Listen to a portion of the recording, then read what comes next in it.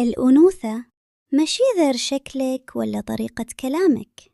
الأنثى الحقيقية هي اللي عارفة راسها مزيان وكتعرف تحب راسها قبل ما تحب أي واحد آخر. رحلة حب الذات طويلة، ولكن كل خطوة فيها كتعطيك قوة وكتخليك تحسي بالحرية والثقة في راسك. أول خطوة في هذه الرحلة هي تعرفي على راسك مزيان. شنو كتعجبك؟ شنو كيخليك فرحانة؟ وشنو كيضايقك؟ ملي كتكوني صريحة مع راسك وكتقبلي جميع الجوانب ديالك، سواء الزوين ولا الخايب، كتولي عندك قاعدة صلبة باش تبني حب الذات. وهنا كيجي الوقت باش تعلمي تحطي الحدود. الأنثى اللي كتحب راسها ما كتسمحش للآخرين يستغلوها ولا يهينوها.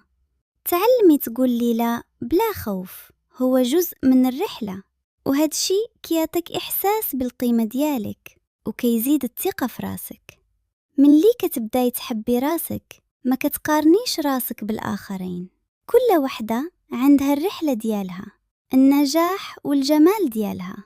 المقارنات غير كتخلي الواحد يحس بالنقص، وحب الذات كيبدأ منين كتقبلي راسك كما هو. كل إنجاز مهما كان صغير خاصو يتحتفل بيه. تقدري تكتبي في دفتر خاص بالنجاحات ديالك، تفرحي براسك، أو تشاركي اللحظات مع الناس اللي كيساندوك. هاد شي كيخلي الثقة في راسك تكبر مع الوقت، لأن الأنوثة الحقيقية كتجي من الداخل، من القوة باش تكوني نفسك، تحمي نفسك وتحبي راسك قبل أي واحد آخر.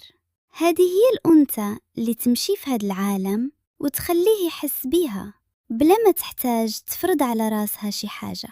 إذا رحلتك نحو الذات ماشي سهلة، ولكن كل خطوة كتقربك من النسخة الحقيقية ديالك. حب الذات هو سر الأنوثة الحقيقية، والتوازن النفسي والجسدي كيخليك قوية ومستقلة، قادرة تواجه الحياة بكل بثقة وفرح.